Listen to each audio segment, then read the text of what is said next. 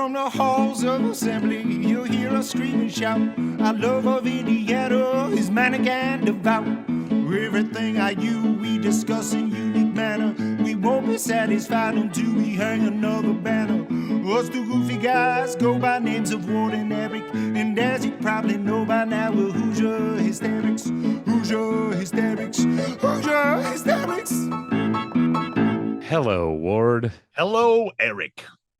Well, we got a lot to talk about. This is really our first proper podcast since the Indiana basketball season is officially over.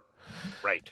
And we need to take stock a little bit of how we're feeling, how we contextualize it, what our perspective is on it. Has it changed at all since the day the season ended, the day the music died, if you will? But before we get to any of that, we are, as always, powered by CommunityCars.com, sponsor of the pod, Hoosier Hysterics. CommunityCars.com, Hoosier Legends talk with Ward and Eric. CommunityCars.com. you know what I miss? what's that? I actually miss the process of buying the car from Community Cars. Really? Yeah, it was fun. It was exciting getting you know how I love the little tabs on the paper. Yeah. So getting that in the mail, filling that all out, finding out that my car was being delivered to my house. It was all awesome. I look forward to when I can do that again. Although, because I love the car so much that I bought, unless I burn it down, which is possible. Yeah, you had a good head start on that. Yeah, it is possible. I'm going to be driving this car until, you know, my dream is. No. And I almost was able to accomplish it with my last Tahoe. I mean, I would love a minute or two to sit back and try to come up what I think your dream is. You won't come up with this. Okay. My please. dream, as it relates to my car, Yeah. is, you know how, like, if you go on a road trip, in the middle of nowhere, you'll just see on the side of a road a car that clearly has been there for months. Right. It's got like the sticker on the window that some tow truck is supposed to come haul it off from the side of the road. Yes. So my dream is that I drive my car until it just won't drive anymore, somewhere around 200,000 miles. Yeah. And then I just leave it, Just say goodbye to it, and Just walk walk away. away. Yeah. Like, I know that it has no value at all. Yeah. And I just leave it where it decided to go to sleep forever. That's beautiful. Out of respect. And then walk however far I need to walk to get home. Just pry off the VIN number so they can't trace it back to you. Yeah, that's a good point. That's a good point. But my point is, buying a car from Community Cars is such an easy process. You will look forward to it. It will not be something you are relieved to be done with. So next time you need a car, no matter what the color, no matter what the size, no matter where you are in the world, CommunityCars.com is your home for all your automotive needs. All right. Wait. What you got? Road trip. Speaking of vehicles, do you think Evan can get us the temporary use of a Sprinter van so we can load the families back up and road trip to Vegas? Because we were talking about Annie now knows somebody who works with the Raiders, can get us the hookup to go see our boy Fernando. So we should just pile all the assorted family members back into a gigantic Sprinter van, ideally from communitycars.com, and get over there early in the season to see homeboy light it up. I would love that. Although, isn't the word that homeboy isn't going to be playing this year because they want a veteran quarterback to let him learn a little bit under? What's Tom Brady for? Yeah, look, man, I can't wait for the draft. The Heisman, the championship, the Rose Bowls, the undefeated season, the combine excitement, and then the draft to hear an Indiana University quarterback who led us to an undefeated season and a national championship. Don't mind the championship hat that is always nearby. Don't mind it at all. To hear his name called first overall is going to be amazing. I'm just trying to ignore the fact that he will be playing for the Raiders. I can deal with it. You know, with my Colts, I'm not terribly impressed with the off season. I mean, we'll see. You know, ride or die Colts fan for my whole life. I haven't looked at the schedule. I don't think we're going to play the Raiders, but if they're not playing the Raiders, I'm a Raiders fan. I will say this, because we're going to segue into basketball. I mean, look, I could talk about football for the next couple of hours. We never want to normalize the fact that we went 16-0 and won the Big Ten championship and won the national championship. We never want to lose that feeling of holy bleep, we did that. Okay. Yeah, and it never will be, because like you mentioned in one of our text threads, the way that people talk about the 76 team that were around for it, as magnificent as Bobby Knight was in 81 and 87, and even some other teams that were good enough to win the championship, but because of luck and injury, whatever, didn't happen.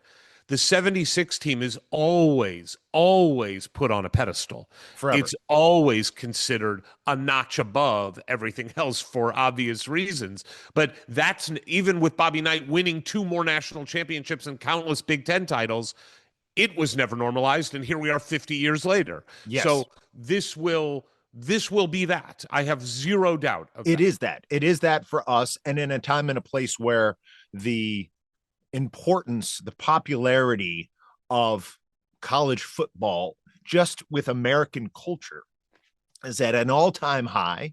And you know, I don't know what it was like in 1976 when IU did this. I don't know how much people at the water cooler all over the country were talking about that, but we know they're doing about Curt Cignetti, and we'll continue about him and also Fernando Mendoza. And hopefully Fernando has a great career. And it's just one of those things where Fernando has 15 years in the league as a Pro Bowler, and they're always recalling his glory days at IU, leading us to an undefeated national championship. It's a wonderful thing. But I did, in reflecting upon that and our basketball woes, I did take note of something yesterday.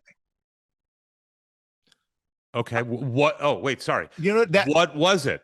Well, no, really, it was just building the tension and the drama, which you sliced through like a hot knife through butter. So thank you. I didn't know what was happening. Yeah. Our dear beloved General Robert Montgomery Knight passed on November 1st, 2023. There was exactly 1 month of mourning. November 30th of 2023, Curt Cignetti was hired for Indiana football. I believe Coach Knight had to die so Indiana football might live. I mean, we were all just hanging on to this glorious era that was decades in the past.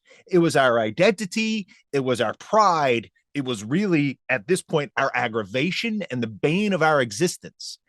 And we had to say goodbye to that sweet, sweet, incredibly crazy person who we loved and were devoted to and were scared of and were confused by and we worshiped. And his time had long since passed. And we reunited with him. He reunited with us. We all made peace with that era. And we had to move on. Now, we all thought that was going to be through the next great basketball coach that was going to bring us into a new era of greatness. But little did we know, in the exact same month, Curt Cignetti arrived in Bloomington and became, well, what we all hope is he's on his way to being the Bobby Knight of football. And that's a ridiculous statement to make. I think we all knew we'd never have another like Bobby Knight in basketball, like somebody else who leads us to an undefeated basketball season and 3 national titles, and it could have easily been 6. No way. And of course not in football. That's not even a passing fancy.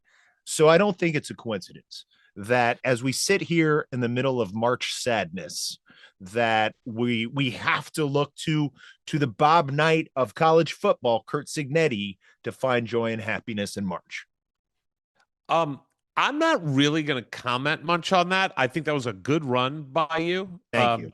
I think that we have tackled a lot of sensitive topics on this show. And I got to say, man, the way that one started, you put yourself out on a high wire without a harness. Like when you start a run with Bob Knight had to die. Well, I mean, you are going for it in a way that I don't even think we have ever approached on this podcast. And look, for once, it's not coming from me. So I'm gonna just Look. what you said, if you listen to the whole context, it was beautiful. If you clip out any part of it at the top, you're gonna be in some hot water, my friend. Yeah, look, in context, out of context, a lot of stupid stuff gets said on the show, but I stand by it. I framed it in a way that, obviously we're going for the clicks. It's clickbait. That's what's going on here. I'm always premeditating these things. But that, yeah, I just somehow think it's actually sort of beautiful and poetic. fitting. It's poetic. It is. Yeah, one era ended, like kind of the finality of one real era ending, and the other one beginning in the same month, 29 days apart or whatever it was. Yeah, is that is weird. It is weird, and that month of mourning feels like appropriate, because we did. I mean, that was a heavy time. We had hours and hours of people on the show talking about Coach Knight, and we all had to like process that and grieve that. He was our uncle, he was everything to us growing up. And I'm jealous of those who remember 76 and are with us here in 2026 and get both. But ultimately for us, we learned so much more about 76 by getting to talk to a lot of these great players. Like we just had Kent and Bobby back on, but so much of that was like history lessons for us and watching old scratchy YouTube videos. So for us now to get 2026, so I mean, it happened also relatively quickly, the same way Signetti showed up and got it done in 2 years. Bob Knight was in the Final Four immediately and had that undefeated national championship almost as quickly as Sig. So here we go. 1 down, 2 to go. It's funny you bring up the scratchy YouTube videos. Do you ever think about this? Like when we were kids, we watched Calbert Chaney and Alan Henderson and Damon Bailey and Brian Evans, Greg Graham, Chris Reynolds, Todd Leary, all that whole team. We watched them in crystal clear living color when we watched those games. And now those are 34 years ago. When you go back and watch those games, they're a little scratchy and the video isn't as good. Yeah. Do you wonder, like now we're watching Fernando Mendoza, and I've watched the Big Ten in 60 Rose Bowl, championship, Oregon game, Peach Bowl over and over again, and they are 4K, beautiful HD. In 35 years, are they going to look like the Chaney years look on video now? I don't think so. If they don't do a good job preserving 4K HD, no, of course not. No, they're going to look like they're going to look now. exactly like they look today. Why would there be any degradation? Well, no, there wouldn't be degradation, but in comparison to what we're watching in 2060, if we're watching holograms, yes, sure, it'll look antiquated. Will it have the same contextual degradation? I guess, you know what I mean? Like when you compare it. Again, where does the resolution have to go besides 3D? And I'm convinced 3D is never really going to happen unless it's like the chess game in Star Wars on the Millennium Falcon, and it can play out three-dimensionally on a table in front of us and it looks good. No, we've kind of reached the we've maxed out. And that's where they are always updating our phones. And they're not really making anything better. They're just making it different to justify their jobs and to be like, it's like, no, we got this. Like the iPhone probably 8 years ago, maybe with the exception of something like the quality of the camera, we're good, guys. We've got everything we need here. You don't need to move this to there and that to there. If you want to do a little aesthetic things, great. But all you're doing is making us relearn stuff that's not better. It's just different so you can keep cutting a check. Yeah, this is not where I thought the conversation was going to go, but cool. I've got better stuff than this. You want more? So what else you got before we get into? Oh, wait, before we move on, we do need to remind people. Yep. The IU Ventures Founders and Funders Network Venture Summit that happens in Bloomington every year for the last 5 years. This is the 5th year. It's happening on May 21st to May 22nd. Our partners at iUMBB'S have put together an unbelievable couple days in Bloomington. You get a VIP tour of Memorial Stadium. You get networking events at Knicks. You get guest speakers like Scott Dolson, who's going to sit down for like an intimate conversation. Athletic Director of the Year, Scott Dolson. Yes, Athletic Director of the Year, Scott Dolson. You get unbelievable entrepreneurs that have had huge success. The CEO of Google Ventures is an IU alum. Like unbelievable people, including some of the alums that we talked to last week on the podcast, Alan Henderson, Jennifer, Jay, all great people that you get to hobnob and network with. They only take 350 people. So go to iuventures.com, scroll down a little bit, hit the register link. They only charge $100 to be part of this weekend. Yes, you got to figure out a way to get to Bloomington and stay there, but $100 for all these amazing events is really an unbelievable value. And you meet people that may become your friends for life, and you just get to be overwhelmed by the impressive people that are fellow Hoosiers. So iuventures.com. Just want to make sure we remind people of that. We will be there as well, which may be a deterrent. Ward, what else you got? What else you got? So we are considering paying too much money to one of these college advisors. Our daughter is just turned 16, starting to look at schools.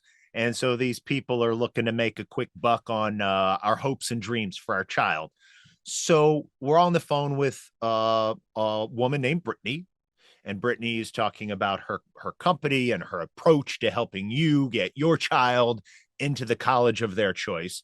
And she mentions, sort of in a braggadocio type way, that she got herself as an undergrad into Michigan. Then she went to graduate school at Virginia. And if we would like, she could help us get our daughter into Michigan. And I said, Brittany, I'm going to stop you right there. We want our daughter to go to a school that's good at football, like Indiana University. Brittany took it in stride. She said, okay. She's like, yeah, but we might win it in basketball.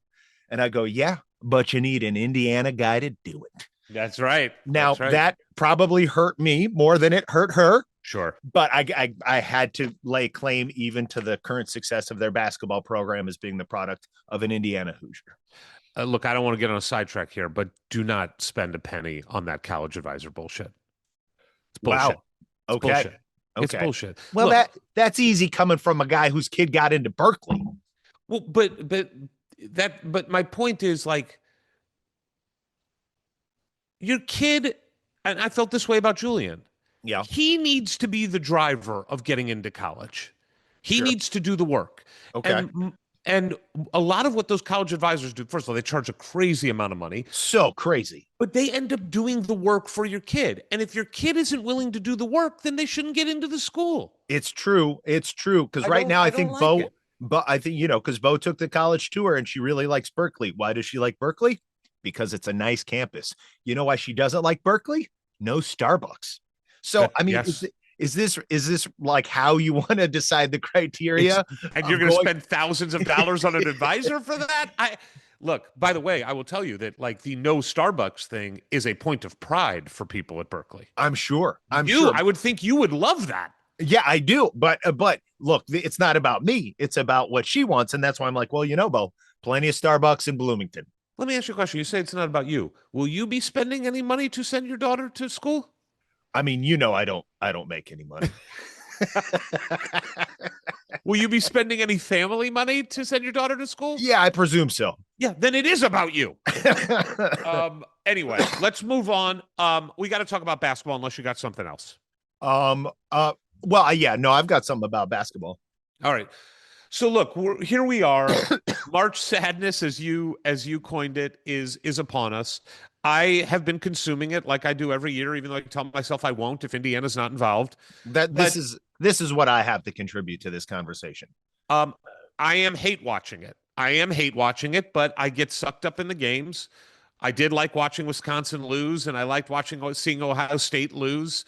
I did like watching that. And I get sucked into the drama of the games and the upsets and all that. What do you got?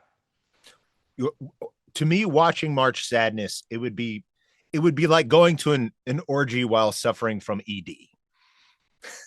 I don't want to watch all these people having. Today? I don't want to watch ED. people. Erectile dysfunction. I mean, what's he doing today? He's lost his mind. This is what happens when I think ahead about what I want to say. Stop preparing. No, I was like, why don't I want to watch? It's just like I can't stick my thing in there and have fun with everybody else. I have no interest. Jesus Christ. I mean, like, I get the analogy. I don't need any more specification. I realized I'm not a sports fan. I'm an Indiana fan. No, I don't believe you. I'm a Colts fan. No, okay. I don't believe you. It is. I don't get very involved with playoffs of a sport when my team sucks. Yes, but you're choosing that. If you sat down and watched a game, if you watched last night, I watched SLU play Georgia, and they boat raced Georgia, playing some of the most beautiful basketball you've ever seen. Moving the ball, unbelievable defense, fast breaks, dunks, three-pointers, people movement, ball movement. You would have been like, that's good basketball. Yeah, I would have been like, I'm watching two porn stars go at it, and I can't get involved. Good Lord, Ward. You just got to move on, man. We got to move past it. And look, in particularly in the case of St. Louis, where there's a coach, right there, a guy who was in Terre Haute, and now he's not that far away in St. Louis. Like, that stuff to me, that's just all like, that's really painful. I'll tell you, I was having some warmed up Din Tai Fung, and I was like, all right, I'll turn it on. And it was the Duke game. And of course Duke was starting to take control, and right. I'm like, I hate it. I liked hearing like Rafferty and the March Madness logo on the court, and I'm like, oh God, this is the best. And then just watching Duke start to pull away, I'm like, I can't. This sucks. I hate it, and I turned it off. All right, well, let's talk about Indiana, because it's been a decent amount of time since the official end of the season. Of course, the season ends with the absolute just embarrassing performance in the Big Ten tournament against Northwestern, where they beat us for the second time, neither time at Northwestern, one on a neutral court and one at our place. And look, most people at that time, the vast majority, knew we were not going to be in the tournament. We ended up like third or fourth or fifth team out, somewhere around there. First four out, I think, is where we ended. But it's been a terrible year for the bubble. It's the weakest bubble that's the history of the NCAA tournament, according to everybody who covers it. And we couldn't make the tournament. I was really angry at the end of the year, really angry. And, I've been patrolling message boards and Twitter to see what the conversation has been. And the thing that does bother me the most about the conversation is it seems like we cannot do two things at the same time. We cannot hold two thoughts simultaneously. And I believe we can. I agree. I'm with you. I think we may be aligned here. You go first. It'll be shocking if we're aligned. Yeah, especially given how this conversation has gone so far and what you've prepared. I don't know if I'm going to be out on whatever ledge you're out on. No, I think you'll. I bet we're about to say the same thing. But go ahead, unless you want me to go first. So I'll say it. I'll say it. Look, this past season was an abject failure. Yes. And we don't need to equivocate about it. We don't need to apologize for it. We don't need to say, well, it's because Darren got a late start with assistant coaches. It's all bullshit. It doesn't matter. When you put the resources into Indiana basketball, and our guest today will be talking about that in more detail. Yes. But when you put the resources into Indiana basketball that Indiana University does, we should absolutely expect a much better season than we had, whether it's year 1, 3, 10, 50 of a certain coach. And we didn't have a good year. We failed. We didn't make the tournament. We didn't finish 500 in conference. Our team did not have marked improvement from the beginning of the season to the end of the season. It was bad.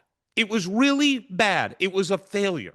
This year was a failure, and it's okay to say. In fact, I think it's imperative to say, because I think we can't lower our expectations because of 20 years of crap. We can't. I totally agree. Do you Okay. want me to finish your thought? Because I think we're aligned. Okay, sure. Go I ahead. agree with everything you just said. Every word of it. Pains me to say it. Nothing to argue with there.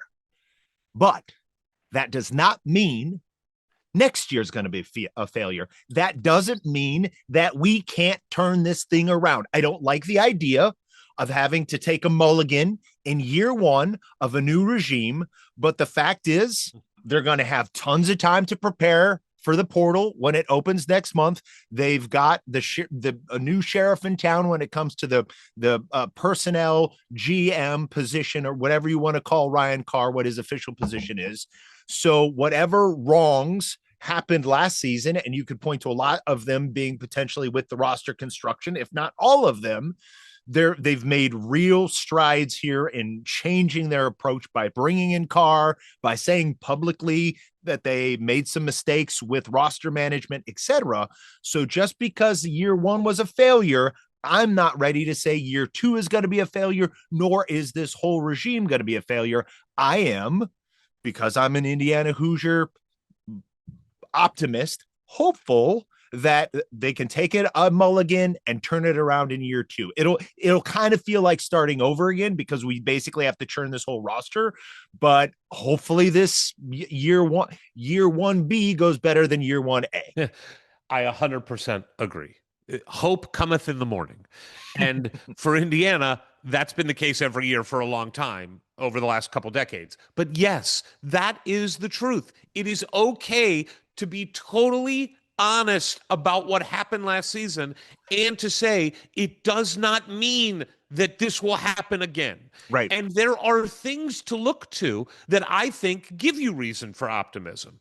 And a couple of them are, just to name them, we did play a better style. We absolutely did. When Agreed. we were clicking, we were certainly fun to watch.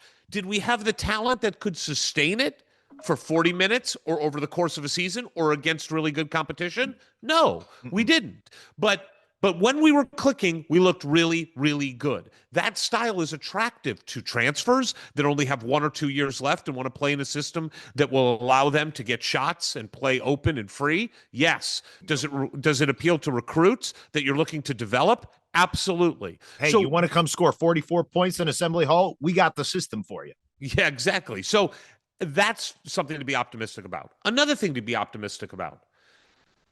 I'm going to ignore the last game against Northwestern, because that was embarrassing.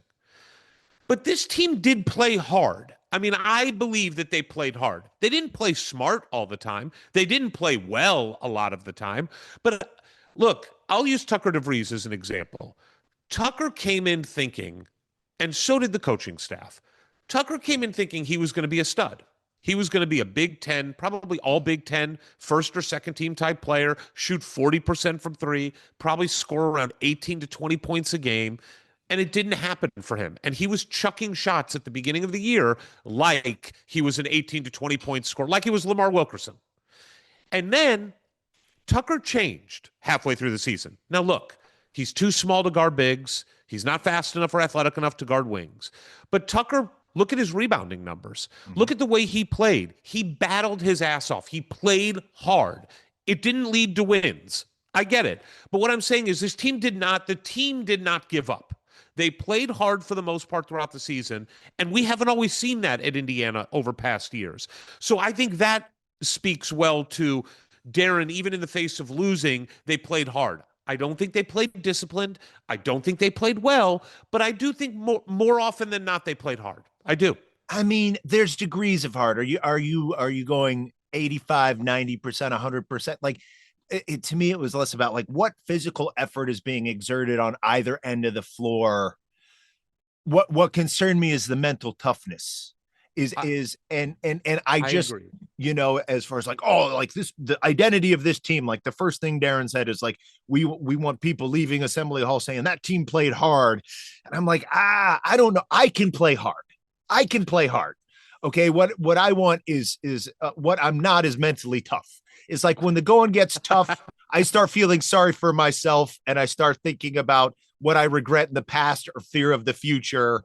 And I'm not locked in. And beating USC, You know what I mean? I'm not locked in and beating Northwestern at home. So I don't care how much you're sweating.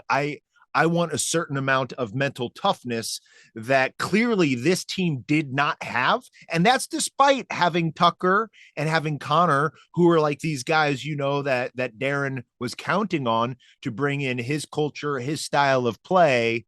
So I have big questions on is that just an aberration because this was a team just sort of cobbled together semi last second and they didn't really mesh and have each other's back and confidence in each other. Well, we're going to see a similar experiment next year, but without those people that Darren knows he can count on. So I'm curious to see if this was it's fair. Look, you and I have gone back and forth on this argument a little bit.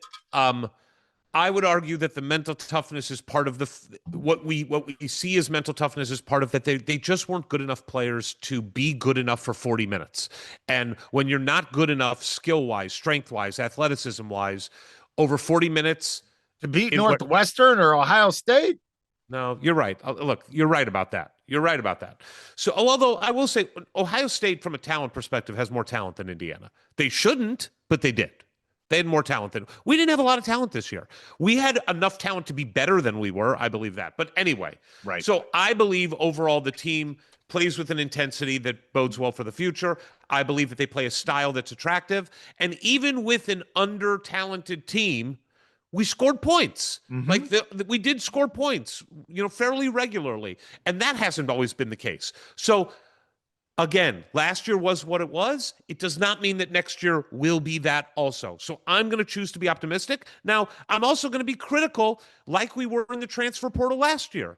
When the transfer portal ended last year and we looked at the team on this podcast, and we had Rabbi on also, who said, the talent just doesn't seem good enough to be more than a bubble team. Yep. And guess what? That's what we were. Yeah. So it is about the Jimmies and Joes. And we're going to have to do better in the transfer portal this year. And it does piss me off when I look around college basketball and I see Ryan Odom at Virginia, Jay Lucas at Miami, Kevin Willard at Villanova, Ben McCullum at Iowa, Will Wade at NC State, Sean Miller at Texas, Phil Martelli Jr. at VCU, Bucky McMillan at Texas A&M, all make the NCAA tournament in their first year. And not one of those schools that I just mentioned, not one, has anywhere close in this last year to the resources we had. Not one. Texas has. They didn't spend what we spent. They didn't. What? They have the ability to, but they did not spend on basketball the way that Indiana spent on basketball this last year. They didn't. So, by the way, I'll give you Texas, okay? I'll give it to you.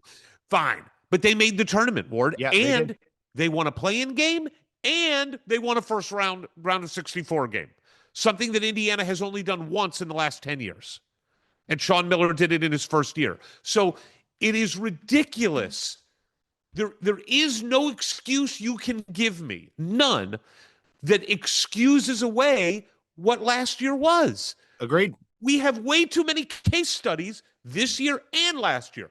Arkansas, Michigan, Kentucky, Louisville. We have way too many now that show you can absolutely turn a team around in 1 year if you've got the resources. We had the resources last year with Woody. We failed. We had the resources this year with Darren. We failed. But it does not mean next year will. So it pisses me off, but I am also remaining hopeful because hope cometh in the morning. And the morning for Indiana is the 20. Stop. See, you're disgusting. You're disgusting. Unless the night before you're disgusting. You go to the orgy. You have lost your mind on this podcast. You have lost your mind. I mean, what do you expect during March Madness when we're horrible? We're watching the Nebraska color commentator, play-by-play guy, he's probably play-by-play, who's been doing it for 41 years, and he's getting all emotional because Nebraska has finally won their first tournament basketball game.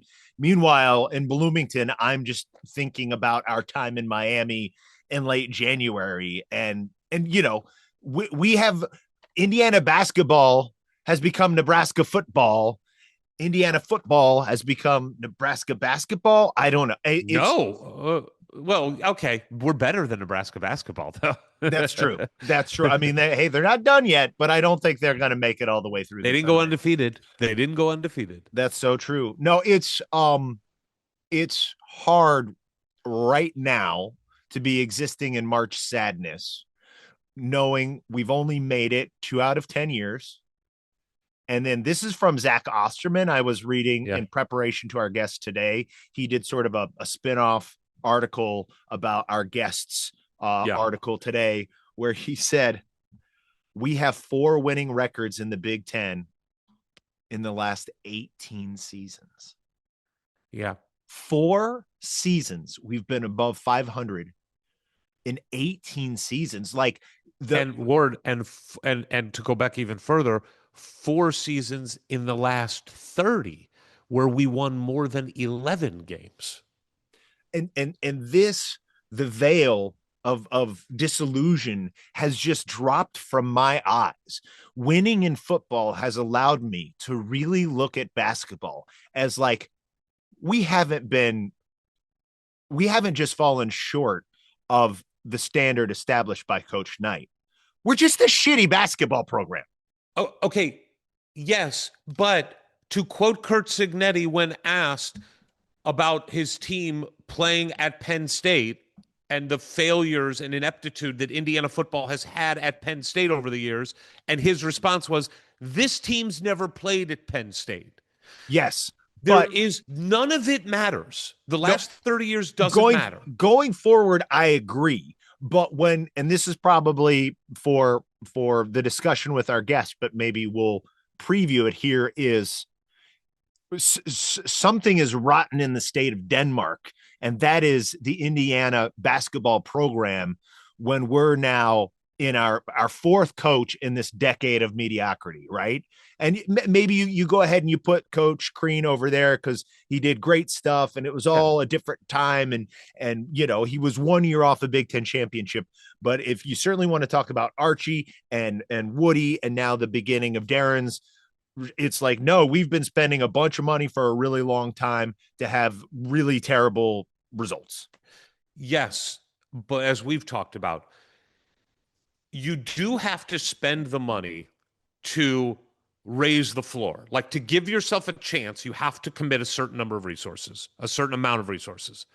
And then you have to have the right coach. Yes. And that's all it is. St. John's has more ineptitude than Indiana over the last 30 years. And they hired Rick Pitino, and the dude turns them around because he's one of the greatest coaches of all time. You could make the argument the best of the last generation. But my point is, it does not matter anything that happened before as long as you make the right choice. Agreed. That's it. And what we did last year doesn't impact anything if you do well next year. It just, and football should show us no team had more ineptitude for decades than Indiana football, and he turned it around in one off season. So, and we know he's special. I get it. But there have been countless examples of this now in both sports where you're not going from shit to undefeated national champion, but you are going from shit to legitimate program. That can happen quickly, and it can happen with the right resources. And clearly, Indiana has the right resources. So that being said, let's bring in our guest who has dug into these resources more than most people ever will. Let's get to it. Here comes our guest. Here comes our guest. Ladies and gentlemen, boys and girls, Hoosiers of all ages, we've got a new friend on the program today. Eric, tell us a little bit about this gentleman. This gentleman released an article based on findings that he's been researching for a while and spending his time and money on that caused some shockwaves online and especially within the Indiana community. The title of that article was, "Here's What It Costs to Make a Run in March Madness." The gentleman we're speaking to today is the founder and publisher of an industry-leading publication that covers business and policy issues in college sports. It really is just a tremendous resource. College ADs use it. Law schools use it. The name of the website is Extra Points. You can go to extrapoints.com. You can sign up for extrapointsmb.com. Oh, sorry. extrapointsmb.com, which are the initials of our guest. extrapointsmb.com. You can sign up for a newsletter for only $9. a month, right? $9 a month. Yeah, That gives you amazing information. We are talking to the man at the eye of the storm of the controversy, the article written by the founder and publisher, Matt Brown. fellas, thanks for having me on here. It's a pleasure. I got a little lost in the intro there. I'll be honest. I got a little lost at the end and had to land the plane. All right. So, Matt, before we get into exactly what the article is, let's talk about what you do overall. Let's provide some context. So, tell us what Extra Points MB is about, and then how that encapsulates what this article was about. Sure. So I'm a sports writer. I've been a working journalist for about 15 years now, and the publication that I've been running since 2020 is meant to focus specifically on off the field stories that shape the industry. It's not that I don't care who wins football or basketball games, or that I don't have opinions about recruiting or about personnel or scouting or anything. It's just that I recognize there's a gajillion other places on the internet that may know ball better than I do, or it doesn't make good business sense to try and compete in the same place where everybody else is. But there aren't nearly as many people that are really writing about business or political or legal issues in this whole industry. And so that's where I've tried to be laser focused. A major component of my work, certainly not the only thing, but a component of it, is original reporting through copious open records requests. Some of that means going through the operating budgets for every single program we possibly can find and trying to conduct data analysis of that information, like we did here for operating budgets for men's and women's basketball, women's soccer, a few other sports.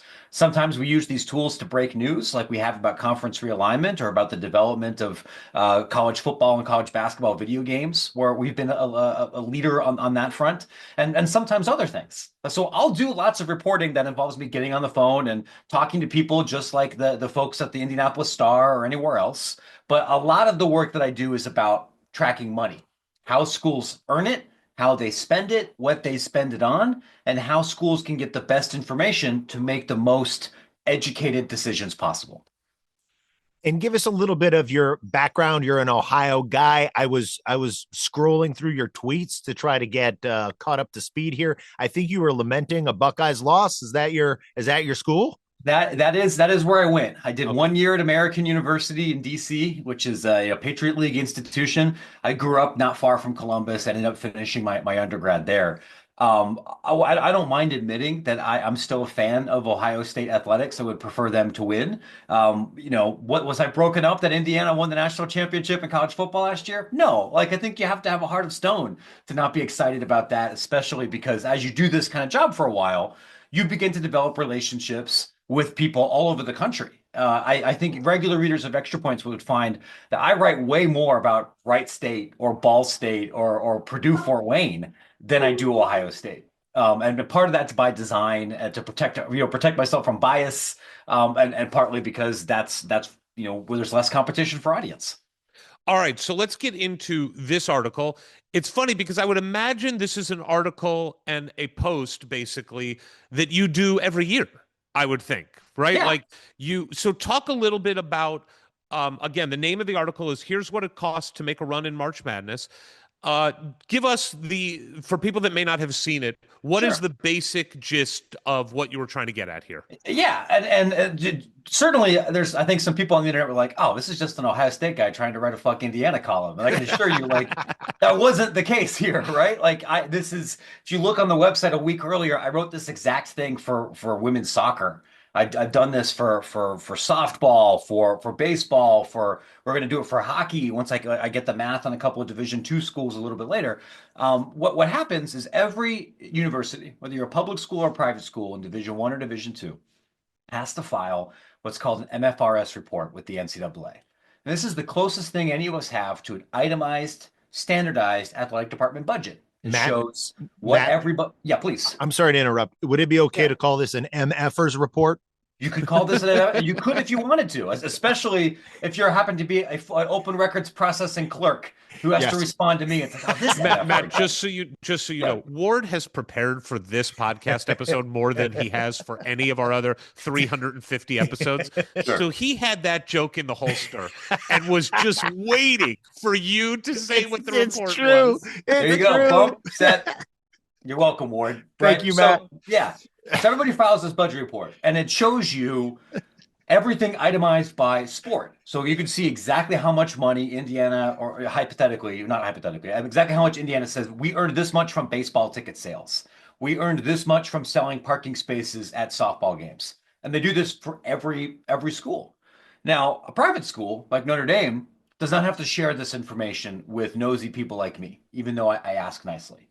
But public institutions, with very few limited exceptions, have to publish it if you file an open records request. So I do this for, I think we got 203 public schools right now. I'm still waiting on like maybe 20, but I got two or three more today.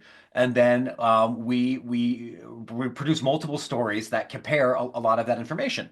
What you see in what it costs to make a run in March Madness is me publishing the line that says total operational expenses for men's basketball over a fiscal year. And that number does not include player payroll, doesn't include anything anybody gave via the house settlement, doesn't include anything from NIL or from a collective or Panini trading cards or home field apparel or greater Chrysler Dodge Jeep of Kokomo. Community whatever. cars. We like to say community cars. That's our sponsor. Sure. Community cars. Community cars, right. It doesn't include anything from any of that. It's just what the university athletic department specifically spent on a variety of line items. And that can include anything from what they spent on team travel, to coach salaries, to assistant salaries, to food, to all of the software that they use for everything, from Catapult to Teamworks to Open Doors to whatever.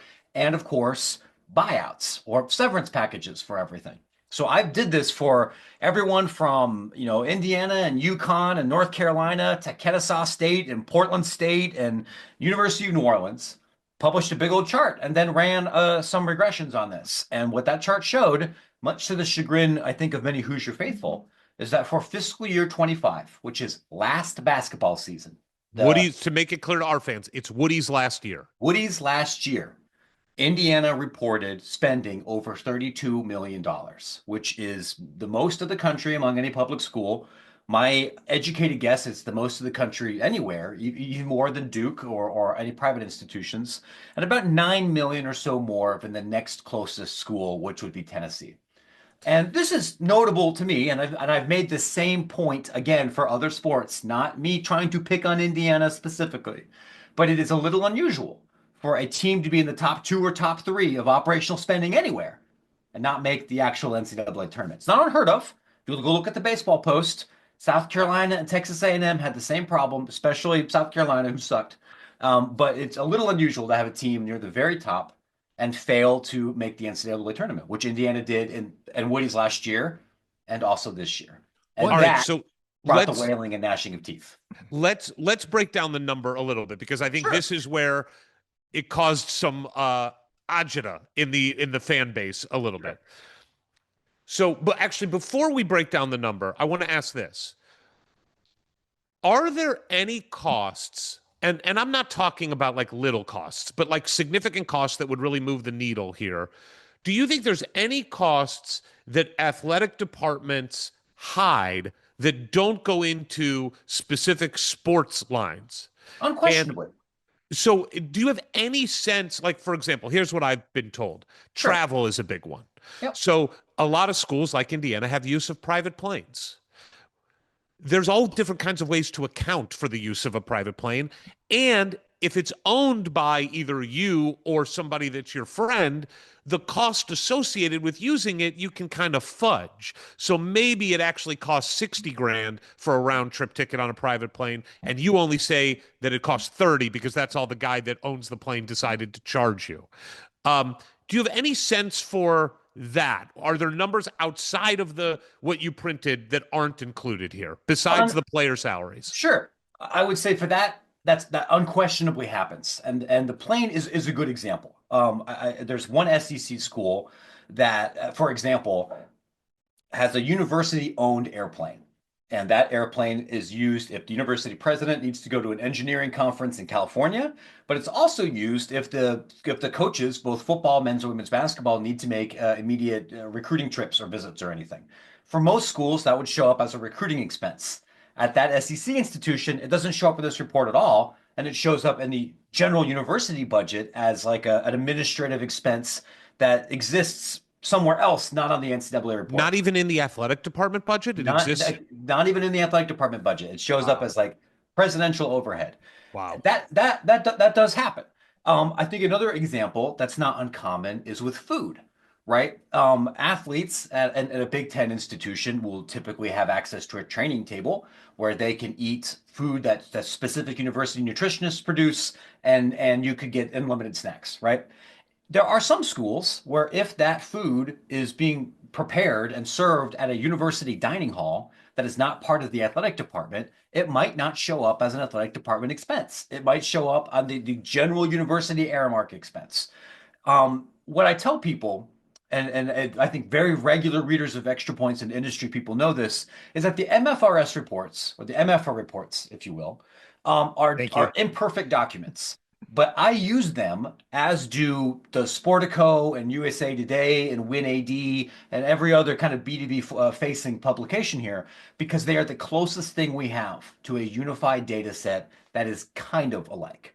There's a woman that I quote regularly who helps produce some of these reports. She's an accountant that is a third-party auditor for some of these, and she would say these are not so much apples to apples comparisons as they are sometimes apples to rocket ships. And so I think it is useful to look at one line item and compare it across 200 universities. But does the $32 million mark, is that etched in stone from from Mount Sinai that Moses himself brought down, and you can't possibly interrogate anyway? Of course not. Like there's an error range to any of this. I feel like it would be fair to say, probably accurate to say, factoring in the items that don't show up on that line item for Indiana University. And if you want to go ahead and include player salaries coming from NIL, and this was before revenue sharing, in the Woody era. And sure. I know you go back a few years on this where you can talk about this. But even if you include all that for IU and other schools at the top of the spending pyramid, it's not going to make IU come any further down to earth. Like, if anything, IU might even increase its distance from Tennessee when you start talking about all else might be going into it. It's not enough to move the needle to be like, well, if you factored all that in, Indiana wouldn't be so ridiculous. Or if you factored all that in, Indiana would be spending twice as much as the next school. It probably evens out relatively in the wash. Yeah, what I would tell people, and I'll zoom out a little bit. I saw many Indiana fans raise the point that, hey, Matt, this number is super out of context because it includes the buyouts we had to pay, not just to Woody, but to buy people out of the previous West Virginia staff. And on the report itself, it notes, Indiana reports, $8.5 million, $8 million or whatever in severance payments. If you remove those severance payments, Indiana's budget lines right up with Tennessee. Right. And if you look at I think how the university calls it, like indirect university subsidy, suddenly the number goes down a little bit. Is it possible that if we brought in some forensic accountants and got super in the weeds with Tennessee's budget and UCLA's budget and North Carolina's budget, and if we removed severance, that Indiana's budget would be sixth instead of first? I think it's possible.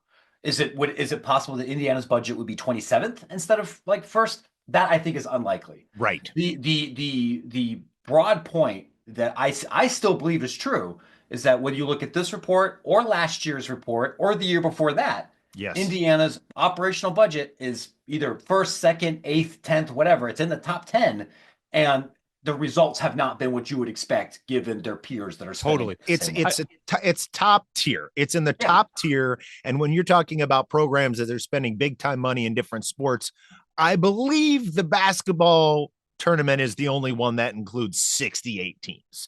So it even makes that, I don't know how many in baseball get invited to participate in the tournament. Maybe it's comparable, but to be in the absolute top tier of basketball spenders and not to make it into the field of 68 is why we're all so angry.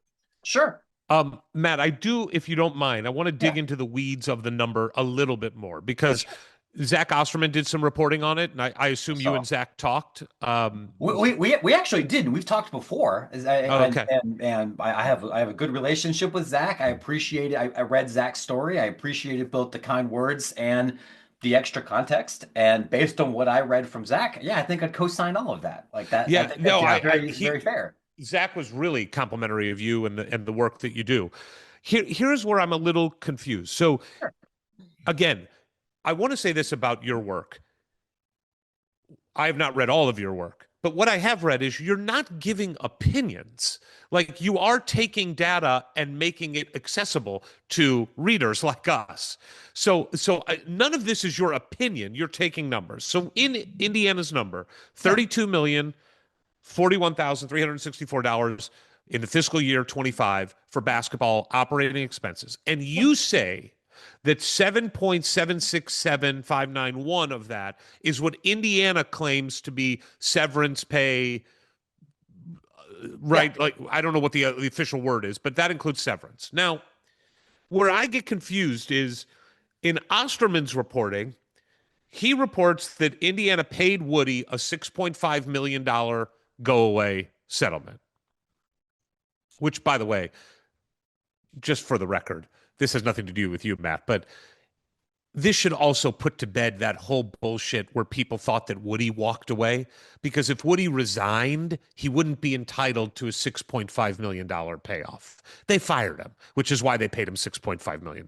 But anyway, so $6.5 million. But then the other part, because the fiscal year 25 goes from, I wrote it down here, it goes from July 1st, 24 to June 30th, 25. So that includes the money, ostensibly the money that Indiana had to pay to West Virginia to buy Darren out of his contract, which Osterman reports to be north of 4.6 million. But explain, those don't add up. Like 6.5 to Woody and 4.6, just those is 11.1 million, which is significantly higher than 7.7 million. What am I getting wrong here? So my understanding is that when I pull up Indiana's report, there is a line specifically that just says severance. So when I see, and that for that fiscal year, I have it open on my other monitor here, 7,767,591. My assumption is that that is not just what they paid Woody, but what they would have had to pay to any assistant coach, any Dobo, any other previous staffer that was on the old staff that's removed, right? Beyond that adds up because there were multiple coaches on multiple year deals with Woody, so that would make sense. Yeah, and that's often the case during basketball head coaching transitions in the Big Ten. Most assistants in basketball are typically on 2-year deals. It's different when you go further down the line, but that's not uncommon. My very educated guess here is that the payments that Indiana would then send to West Virginia to buy out other employees will not show up under severance payments because they aren't technically severance payments. They're payments that are tied to hiring anybody else. Do they show up within the context of the other 32 million? I'm almost certain the answer is yes. This is one of the things that I would probably have to defer to somebody like Zach or to somebody that follows this specific program more closely. That number might be in what would be called a direct institutional support.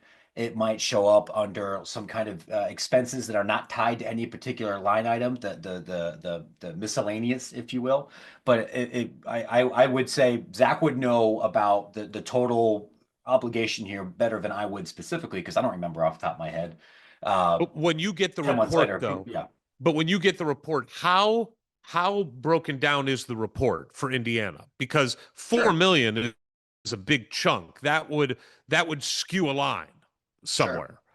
Sure. Let me try to pull up the exact PDF while we're talking, and I can help you talk through a couple of these things here. If you just give me and while you do that, I will say this is why it interests me. Because if it is part of the 32 million, then I think it is fair for an Indiana person to look at and go, okay, pull the 7.7 million out and pull the 4.6 million out, and then you're down to 21 million or so. You're right with Michigan State as leading the conference. It does not change the overall argument, Ward. Yeah, well, because you look, but there is a difference between being so far above everybody else and just with the top people. Yeah, it looks absurd. It looks absurd right now. It's like just stone cold embarrassing to see us 10 million plus over the next program and being so mired in mediocrity. But that taken into consideration, we're still at the very top tier.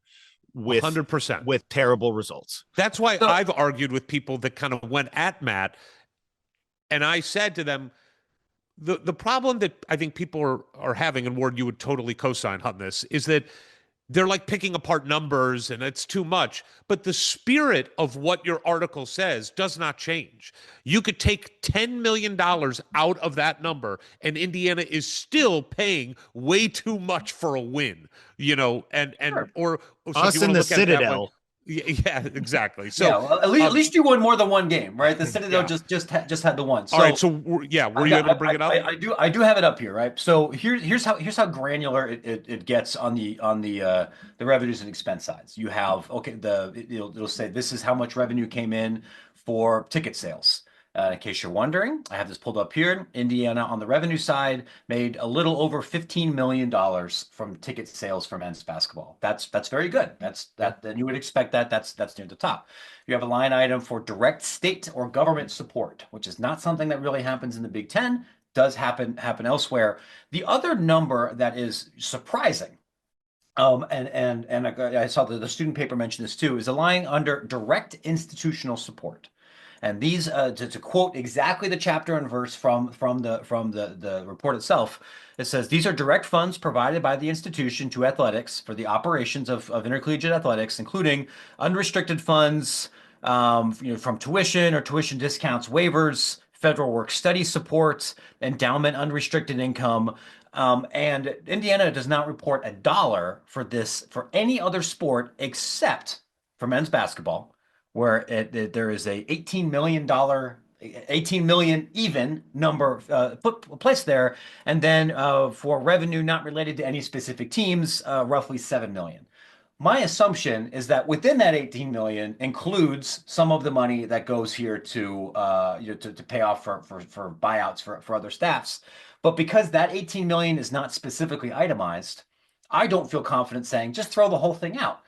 That might be that Indiana recruited some in-state recruits and instead of charging them the in-state tuition for the value of their scholarship, they might have given them the same value as an out-of-state student, and that difference might show up in cash but not really exist. Yeah, but it doesn't equal 18 million. It doesn't, right? And what because I can't.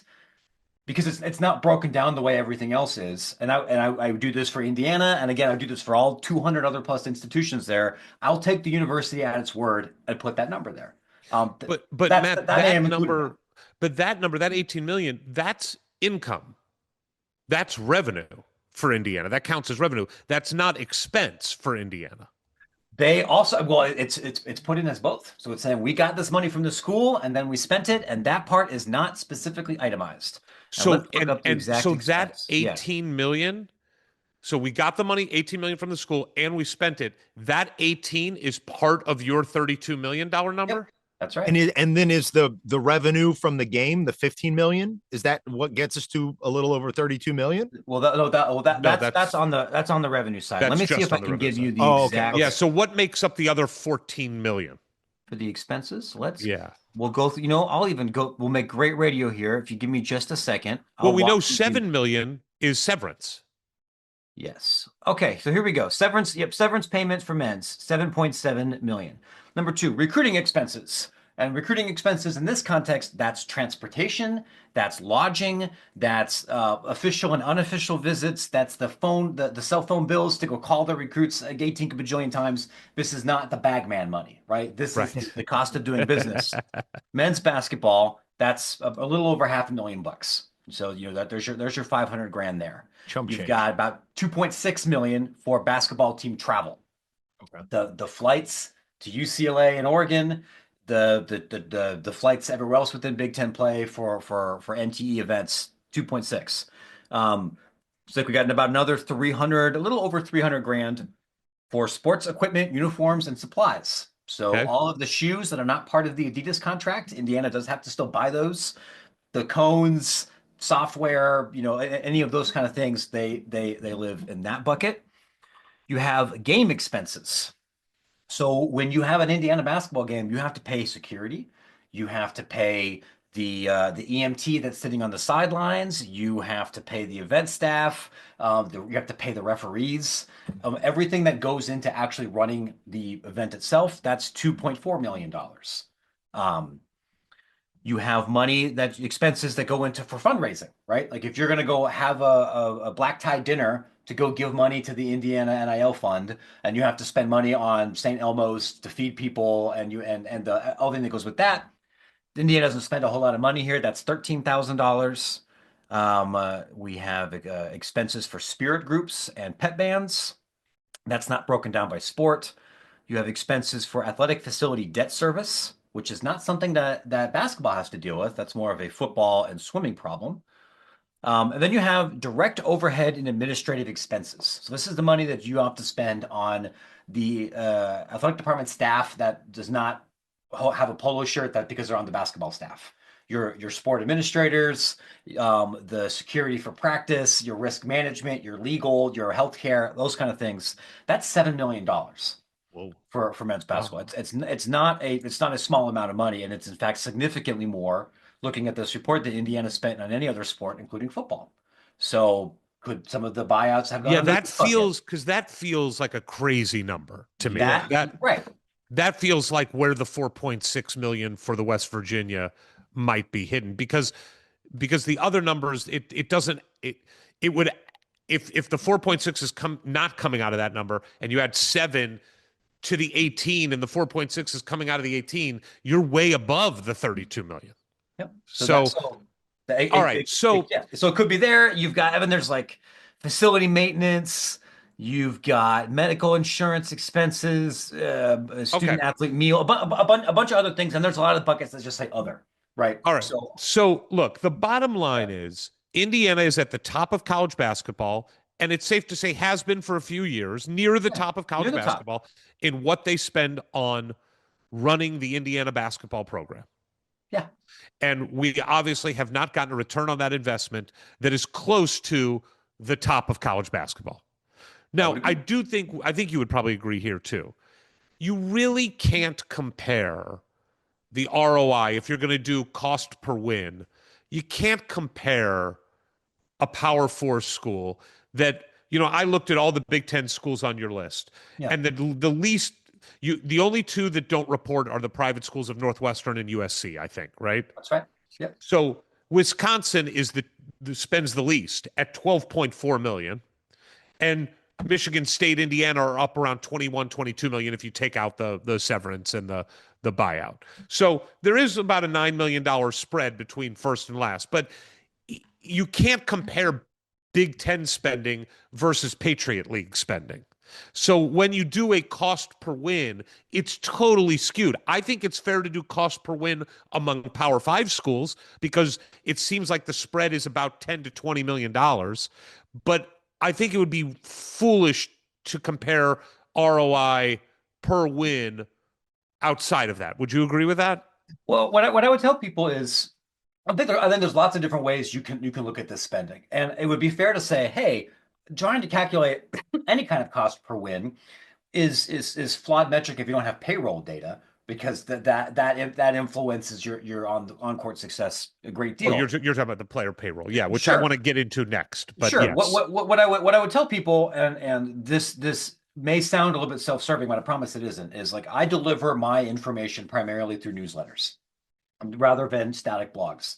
And like the newspapers of old, there are hard and fast limits on how much data you can convey and how long a story can be in a newsletter. Because once you begin to exceed a certain megabit size in the publication, or when you get beyond about 2,500 words, Gmail cuts the whole thing off.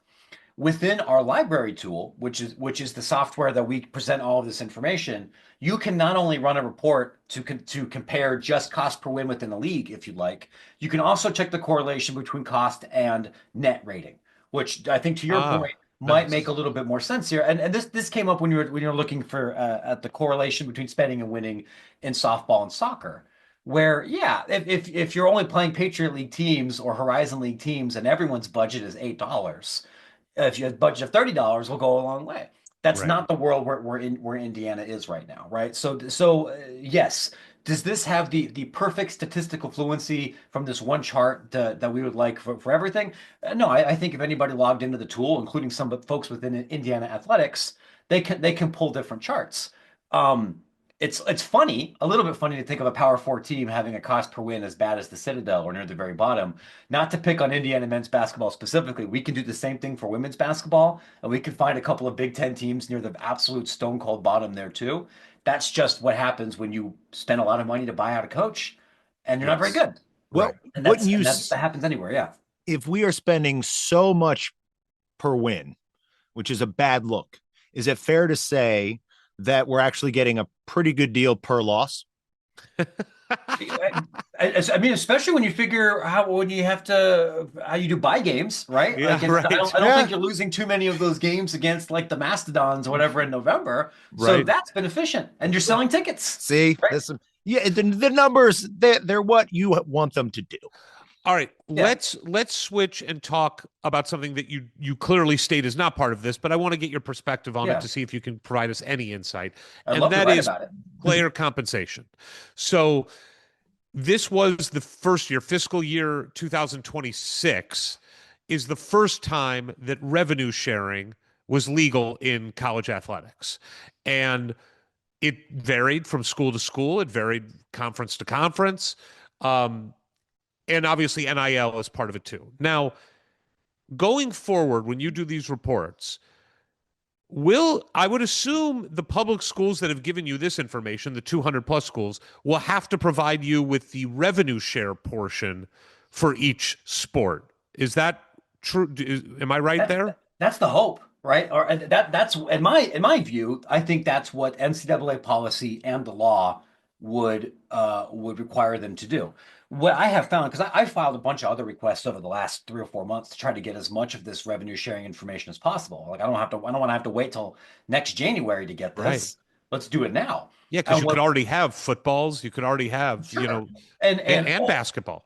overwhelmingly, states have said, we are not going to share that with you. And we're not going to share it with you because of something called FERPA, a federal student privacy act, saying like, no, if we share even anonymized data about player compensation, we will run aground of this federal law. I think that's baloney, but that's something you have to Especially if it's in the aggregate. How can Well, they make that argument? And the other argument they make is that this is a trade secret.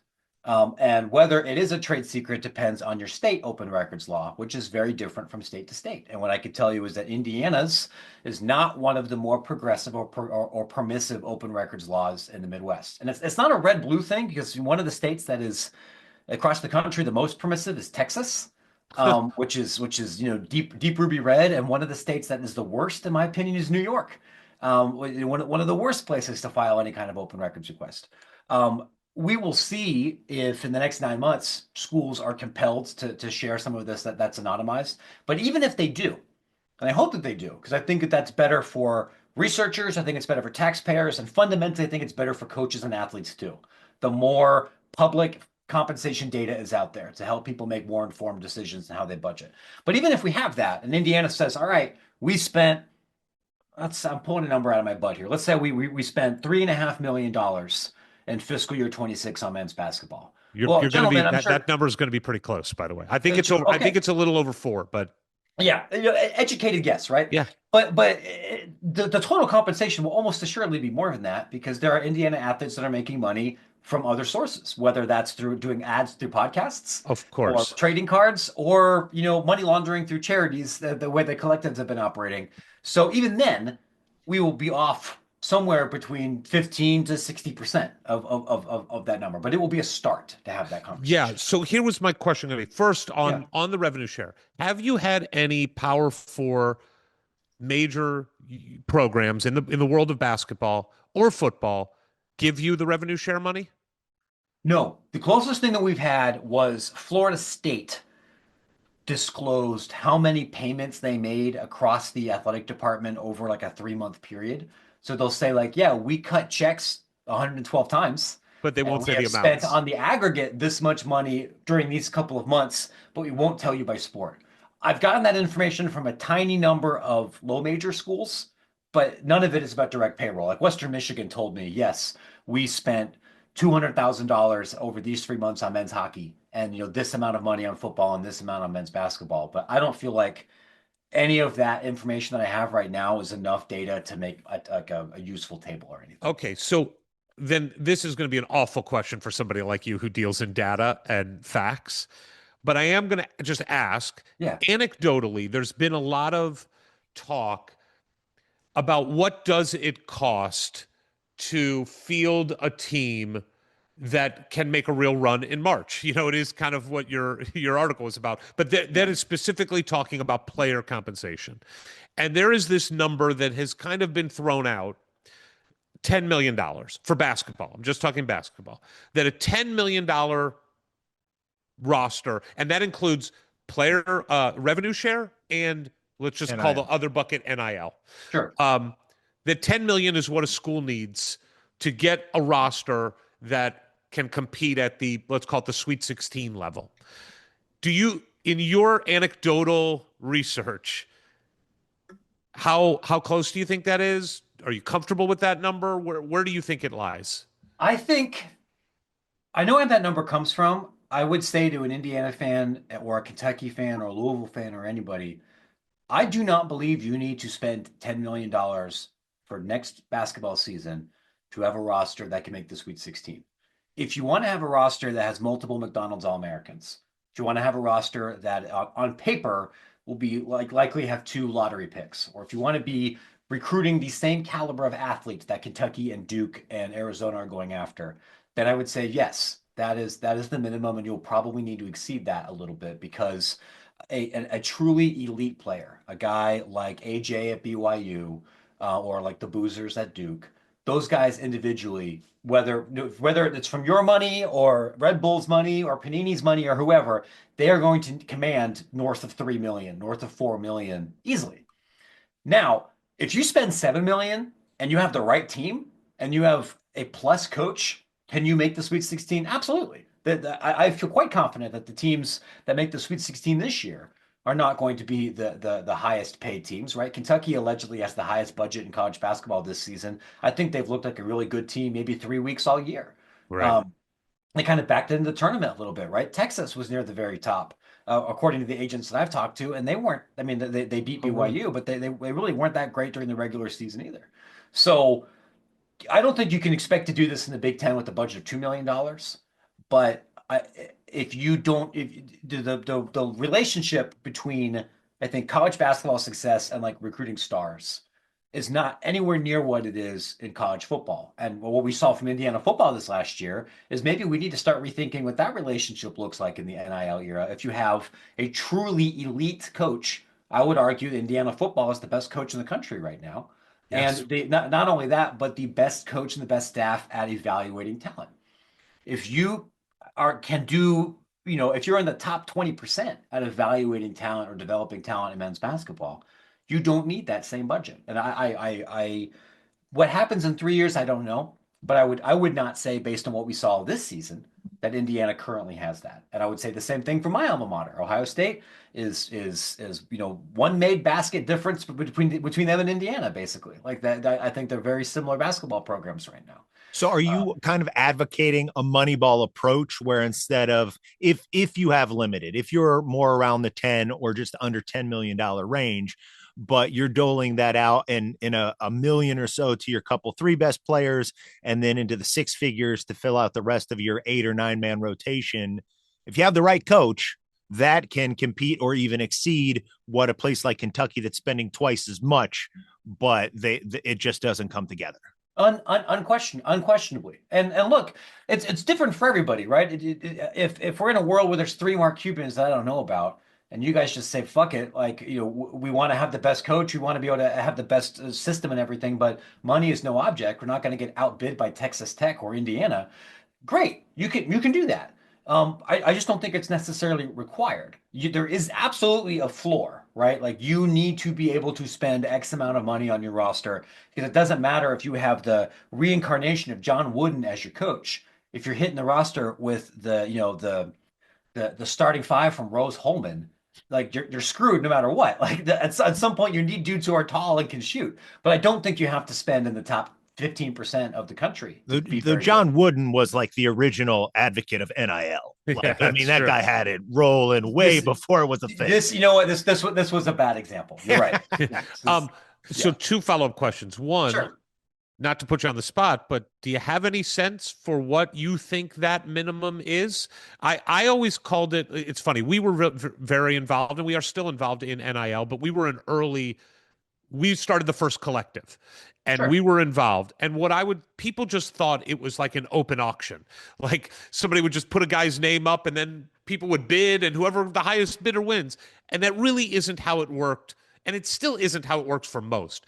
Most, what I call it is you need to have the table stakes for a player. Like Sure. there is a poker term, right? That to play at this table, you need to come in with $25,000.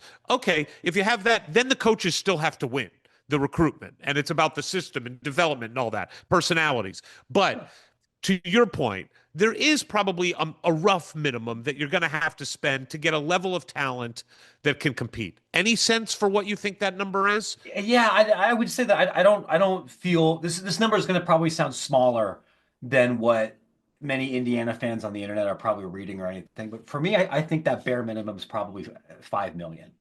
I would struggle to think of anybody that's going to play a Big Ten schedule and play it and have to play 17 quad one or quad two plus games over a regular season and having a deep enough roster and spending under $5 million. And that's 5 million between house and anything else. If you can spend more, I think more is probably better. I understand that there'll be other agents and other reporters that'll probably say it needs to be 10. And if you've got 10, like, I mean, I'm not saying don't spend that, but I do think it is possible to have a team that can do really well here. I mean, looking at the tournament now. I mean, setting aside High Point who obviously doesn't have any of this kind of stuff here. I would be a little bit surprised if Iowa State is rolling out a $15 million roster. Maybe. I think that's probably a little bit unlikely. And that's not a team that I think is going to send 7 guys to the NBA draft. I think that's a really good college basketball team. Yeah. I look at trying to think here as maybe another good example of somebody that's not spending a crazy amount of money, right? Like I feel pretty confident assuming Indiana spent more than Iowa, and Iowa is I think Indiana's aspirations are higher than Iowa, but Iowa's may very well be playing this weekend.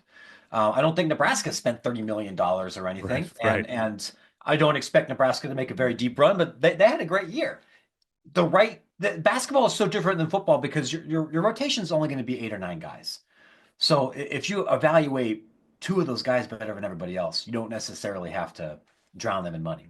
All right. So then my last question on Indiana is, again, from your conversations with agents or lawyers, whoever it is that you talk to, Indiana fans are obsessed with the counting game of where do we stack in the NIL plus revenue share money.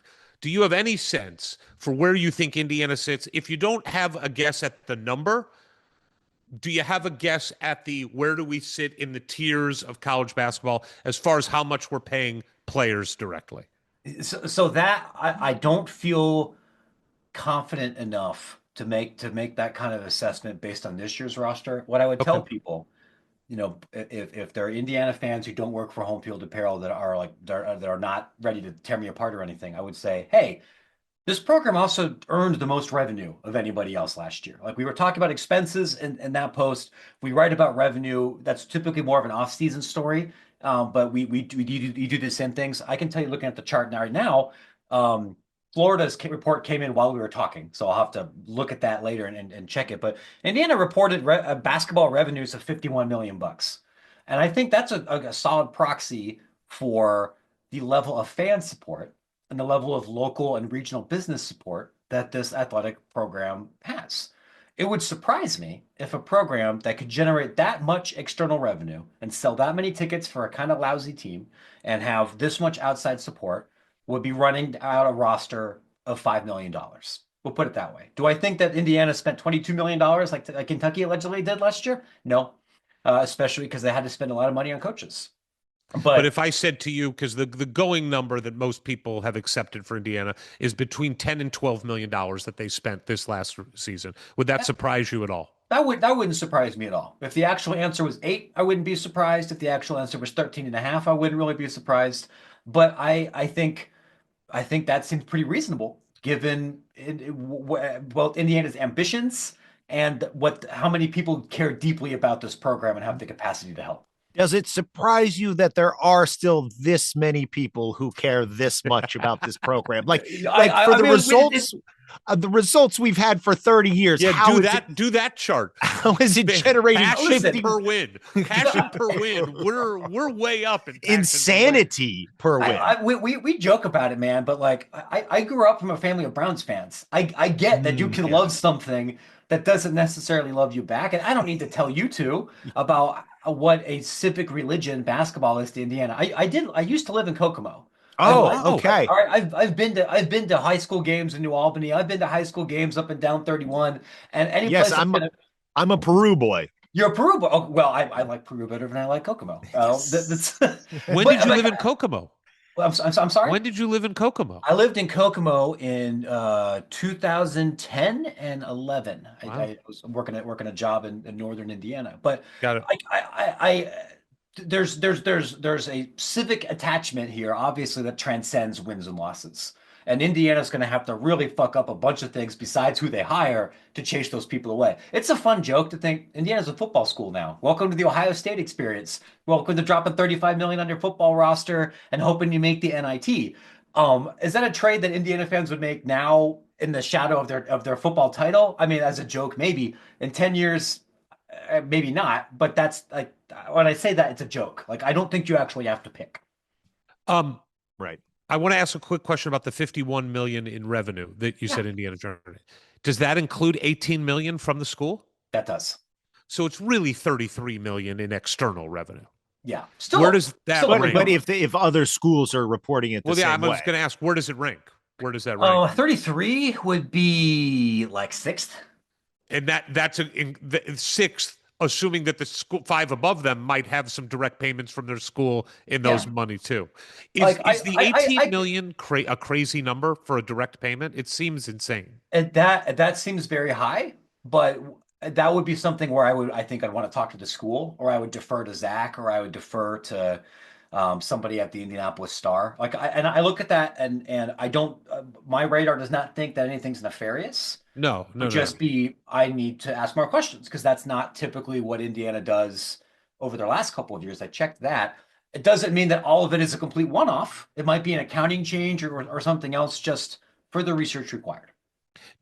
Isn't it typical that schools, athletic departments pay the school for the tuition of their student athletes? The scholarship money comes from the athletic department to the school? It does. It's so this is actually it's a fascinating point that you brought up here, and it also speaks to another limitation, both about these reports and why I push back so deeply whenever I hear somebody say, "Well, Indiana athletics is profitable," or "Indiana is not profitable," or "Only 3 teams in the Big Ten are profitable," or not. Like what I would say is, that's not the right question to ask because the reports that I have, I'm discussing here with you, and I'll share with you afterwards. These are not P&L statements or checking account statements like the ones that you and I have, because like. Extra Points, my company, that's a business. Indiana Athletics, legally speaking, is a nonprofit and is not following the same accounting rules that maybe you and I might do here. They're big numbers, but what is common is the sticker price for a room and board athletic scholarship shows up as a cost that the athletic department pays back to the university, and in some cases. That's really ridiculous. Not so much at a Big Ten school, or at a place like Indiana. That's not hurting for enrollment. But if you were at a place like, say, Presbyterian, or in my neck of the woods, a place like Chicago State or Eastern Illinois, where you're not really giving anything in that scholarship because it's not like you're turning away some full tuition guy and that bed's going to a basketball player. If you didn't get the basketball player, ain't nobody showing up. So you're paying yourself. It doesn't really mean anything. But to placate the tax people and for federal government compliance reasons, it shows up as a cost. So for everyone here who's still listening, do not tar and feather me. And I'm not saying that like this budget is irrevocably broken or anything. It's just that's what it was this year. Earned revenue, earned expenses, the kind of things that we think of like paying someone's salary, paying for shoes, paying for SaaS, paying for gas, those kind of things, that's going to be a different number. And that's a different report that I can produce later on. I would like to just go over here for one moment and get Yeah. your thoughts on what financial impact does Kurt Signetti and what he's brought to Bloomington, like not, obviously not just for the football program and what it's bringing in and what it can now spend, but for the whole athletic department, for the whole university, for the whole ecosystem of Indiana University in Bloomington. What kind of impact? Because where this is all new to us, you're an Ohio State guy, so Yeah. you just take this stuff for granted. But what kind of windfall can we expect to see, maybe really, if any, that will be tangible and we can point to next year and 5 years and be like, well, that wouldn't be here if it wasn't for football success? Sure. I think it's a great question because the answer to this varies a lot depending on the school and their goals and what they want to do. One place where I think that in a year or two you will be able to see a meaningful difference is in the legitimate localized economic impact of Bloomington. Because and I say this with love, when your football team historically is not very good and you're not actually selling out the stadium, you're also not selling out necessarily all of the hotels, all of the bars, all of So true. the greater ecosystem here. And now that Indiana is going to be the most important ticket, and most important road game for almost anybody that plays them. It's more likely that people are going to go visit from afar. Plus, maybe a disaffected Indiana fan in Peru or in Fort Wayne or something that's like, I'm not driving in the sleet to go watch a 3-9 Indiana team in November. You bet their ass they're going to come down now. So that that kind of spending, it's easy to overstate, but I do think that will be meaningful in the short term for the next couple of years. The other thing that's unique to Indiana that Lord knows your school has been not shy about advertising is that this place has the largest alumni group, living alumni in the country. Now do we even know that that's a little bit full of shit? It's total shit. It's Right. I've been on this. It's total bullshit because they count every regional campus. Right. Yeah. They're counting IU Kokomo and they're Yes. probably double Nobody counting else some does that. the Ivy University Tech of people. California isn't including UC Berkeley and UCLA in their alumni numbers. They are not. But let's we'll say fine. Maybe in real life it's sixth or eighth instead of first or whatever. Still top tier. Still top tier. Same kind of principle. But to kind of zoom out, you have some people that went to a regional Indiana campus that maybe have become successful in business or other things, but they haven't had a reason to be integrated with those groups before because they didn't have the same IU Bloomington experience or because they're from afar. And now when, holy shit, we've just won a football national championship with the right leadership from those alumni chapters, whether that's in Indiana or here in Illinois or in Arizona or whatever, you can reactivate those people. And that can show up in donations that don't go to the athletic department. It could show up in better employment outcomes for IU grads across the country, and in many other kind of big picture economic impact ways.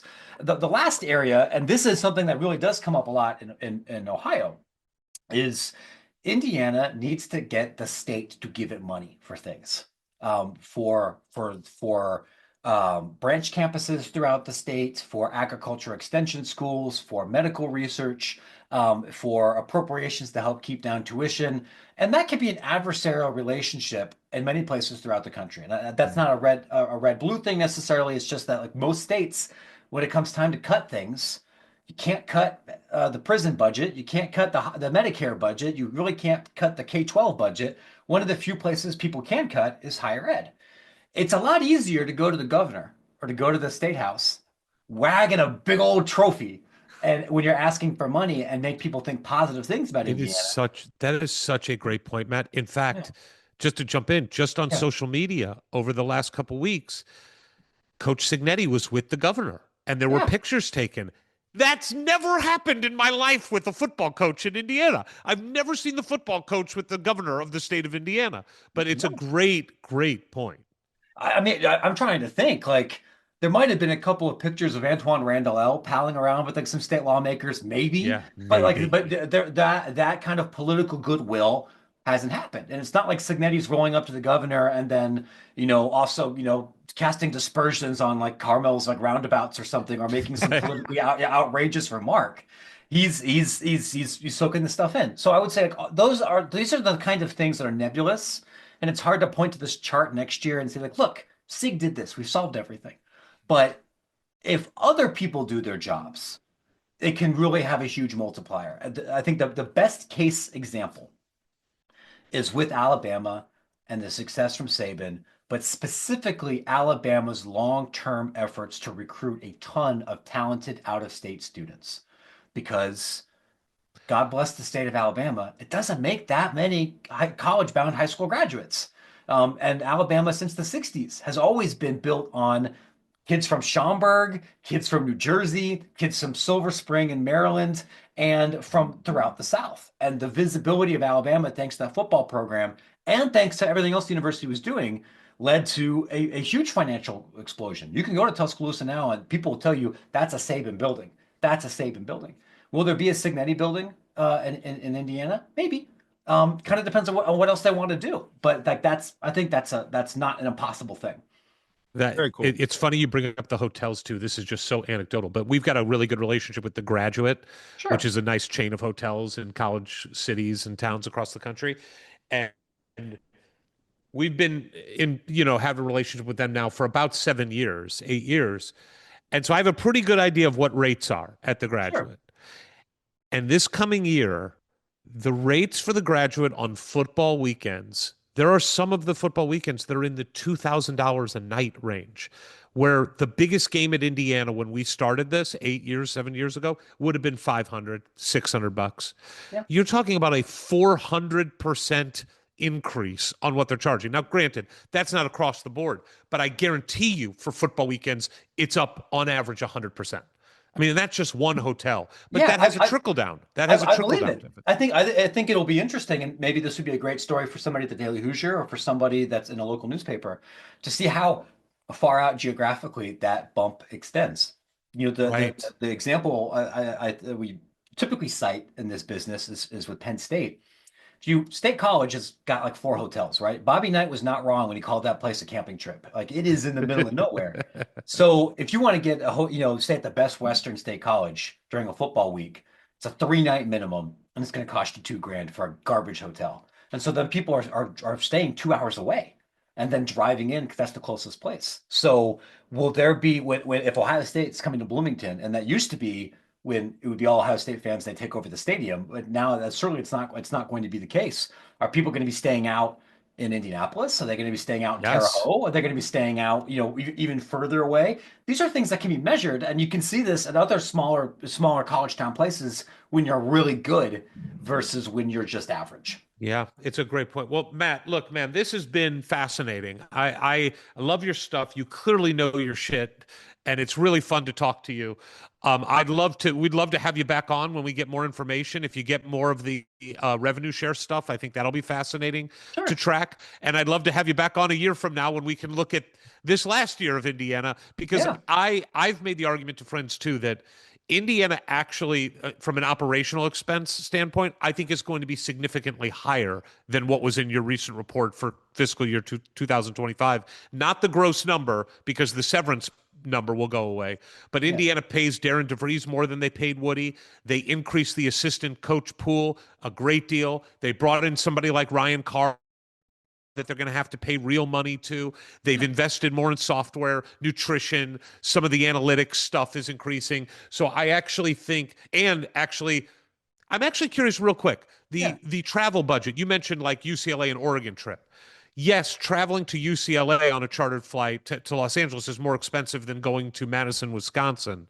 But when you go to LA, you play UCLA and USC. So it's one plane ride to get both games. Does it come out in the wash there, or is it still more expensive to go to LA?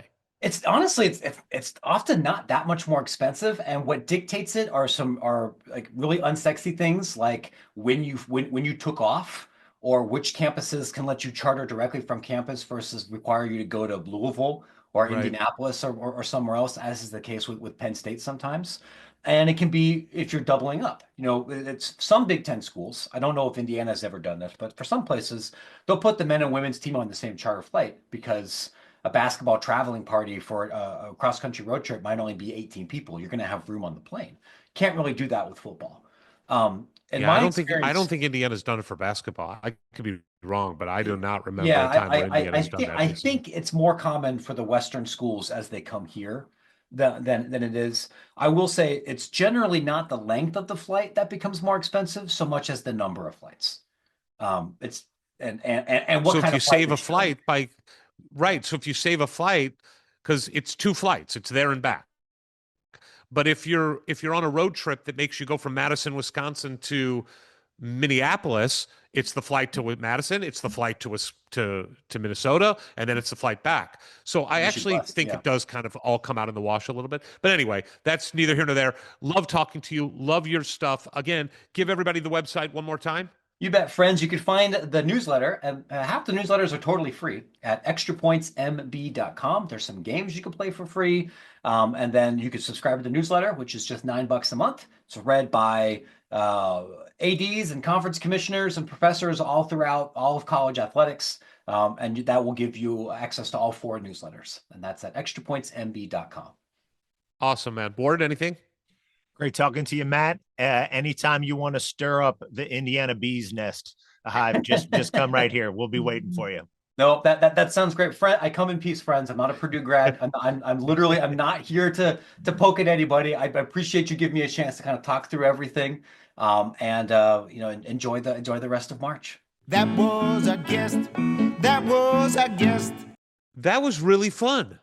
When you're going to a numbers cruncher, when you're going to go talk to somebody who's really into getting FOIA as part of his daily routine, you don't know if you're going to get somebody as charismatic and well-spoken as that.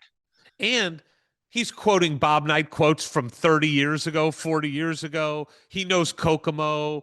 He gets it in a way that I think most people who just cover business don't get it. He started as a fan, and that obviously has fueled his desire to be in this world and found a nice niche. But look, the spirit of the article and what you said throughout that interview and conversation is true. We are at the top tier of college basketball in what we spend to run the college basketball program. And from an NIL perspective, while Matt wasn't willing to say where he was as far as a real guess, he does say, and I think it's a good metric to use, the amount of revenue that Indiana generates. Even if you took out all 18 million, so it's not apples to apples, compare us to everybody else's money where they include that, we're still 6th in the country in revenue. That does give you some indication of what the passion would be to fuel and fund NIL expenses or NIL deals. So we know we're in the top tier of that. We're not Kentucky. We're not BYU. We're not maybe Louisville. Okay. And so fine. If we're top 25, Ward. Right. If we get in our position where we're into the top 25, we're threatening the Sweet 16 every year because of the roster we have and the season we have, and we just can't break through that ceiling to become a true Final Four contender. And then you look at like X, Y, and Z of those schools you just named, and they are getting there because they're spending twice as much as we are. Then we can start having that conversation. We are clearly spending enough money and have been for the last decade to be a top 25 program. We just haven't had the right. I think that's even too low. I think that's even too low. I'm just talking like you can't argue with any of this. Like this is inarguable. If you want to say top 20, top 15. I would just say we've spent enough money to field a team that can regularly compete to get to the second weekend of the NCAA tournament. Fair. That's what I would say. Yes, that doesn't mean you fair. get there all the time. Right. It means you have the resources that allow you with the right decisions to get there. And that's really all that matters, isn't it? The only thing we've been missing is the right coach. We can talk about this or that or the other. The resources are there. That's it. If the right coach will come in, and hopefully it's the coach we have now. And hopefully in year 2, he'll hit the reset button. And with Ryan Carr together, they will get us a roster that can really maximize his system and his scheme. And we're on our way. And this dreadful decade is behind us. But all we can say for certain is what has already happened. And it has been the people in charge of that program, meaning the head coach, because there's not really been anybody, both in Archie's time and Woody's time, who have been calling the shots besides those two guys. They have not maximized the investment that Indiana and its fans and alumni have put into their program, and the return on the investment has been terrible. Yeah. Yeah. I mean, all that should matter, and we can get lost in, is it 32 million or 23 million? Doesn't matter. It Nope. doesn't. Here's what matters. Does Darren DeVries, as the coach of Indiana University, have enough resources and money to compete on a national level? Without at the top question. of the conference and in the tournament? And the answer is yes. Without question. That I think is illuminating from this article, despite there might be some discrepancies in how you look at the numbers and what goes into it and what you should pull out. What's clear is, from an institutional level, Indiana is supporting college basketball at a level commensurate with being a top team, period. Agreed. All right. Follow us on Twitter at Hoosier Hysterics for the Hysterics. No. Whoa, whoa, buddy. Take a step back. Deep breath. Follow us on Twitter at Hoosier Hysterics for the Hysterics. No E. No I, but the sometimes why. Adios, amigo. From the halls of assembly, you'll hear us scream and shout. Our love of Indiana is manic and devout. Everything we discuss in unique manner. We won't be satisfied until we hang another banner.